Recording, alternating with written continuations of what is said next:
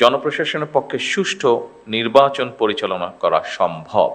আমি যেটি বলতে যাচ্ছি, জনপ্রশাসন যদি সঠিকভাবে কাজ করে তাহলে অবশ্যই জনগণের রায় যে প্রতিফলিত হয় সেটি আপনারা প্রমাণ করেছেন 12 তারিখের নির্বাচনে। অপরদিকে যদি আপনাদেরকে কাজ করতে না দেওয়া হয় তাহলে কি হতে পারে সেটি আমরা 14, 18 বা 24-এ দেখেছি। আমি সেই ডিটেলে গেলাম না। আজকের এই জেলা প্রশাসক সম্মেলন অবশ্যই নতুন কিছু নয়।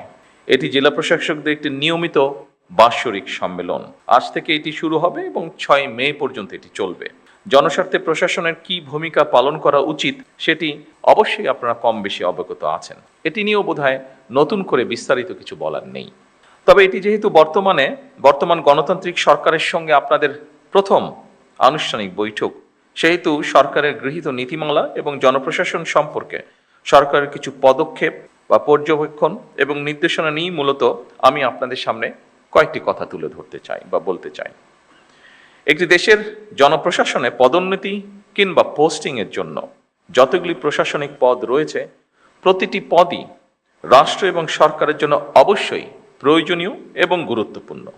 সুতরাং শুধুমাত্র পদোন্নতি কিংবা নিজেদের পছন্দের জায়গায় পোস্টিংয়ের জন্য পেশাদারিত্বের সঙ্গে আপোষ করলে সংশ্লিষ্ট কর্মকর্তারা সাময়িকভাবে হয়তো লাভবান হতে পারেন, তবে সেটি আমি ব্যক্তিগতভাবে যেটা মনে করি, তবে সেটি বা সার্বিকভাবে জনপ্রশাসনের দক্ষতা এবং নিরপেক্ষতার উপরে একটা নেতিবাচক প্রভাব ফেলে।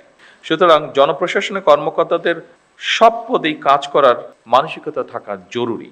কেন জরুরি আমি এক্ষুনি আপনাদের সামনে সেটি বলবো। সবসময় নিজেদের পছন্দের পদে পদায়ন কিংবা পোস্টিং পাওয়ার মানসিকতাই কিন্তু জনপ্রশাসনকে হয়তোবা দুর্নীতিপরায়ণ এবং অপেশাদার করে তোলার অন্যতম একটি কারণ। এটি আমি মনে করি এইভাবে, বিষয়টিকে আমি এইভাবে দেখি। আমার ধারণা এই পর্যবেক্ষণের সাথে আপনারা অনেকেই, সবাই না হলে অনেকেই বোধহয় খুব একটা দ্বিমত পোষণ করবেন না, বিশেষ করে যারা প্রফেশনাল আপনারা। সুতরাং আপনাদের প্রতি আমার বিশেষ আহ্বান থাকবে, জনপ্রশাসনের প্রতিটি পদকে গুরুত্বপূর্ণ এবং অনিবার্য ভাবুন।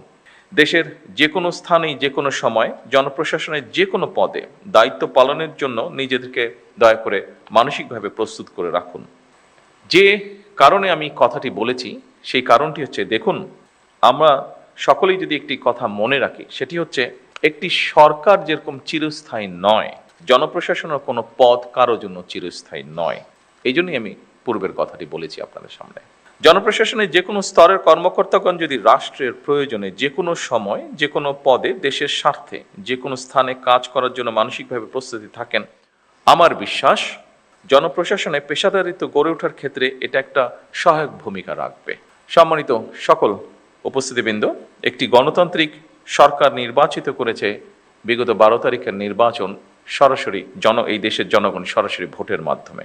দীর্ঘদিন ধরে একটি জবাবদিহিমূলক, ন্যায়ভিত্তিক ও জনকল্যাণমুখী শাসন ব্যবস্থার প্রত্যাশা থাকা থেকে সাধারণ মানুষের আকাঙ্ক্ষার প্রতিফলন হচ্ছে বর্তমান সরকার।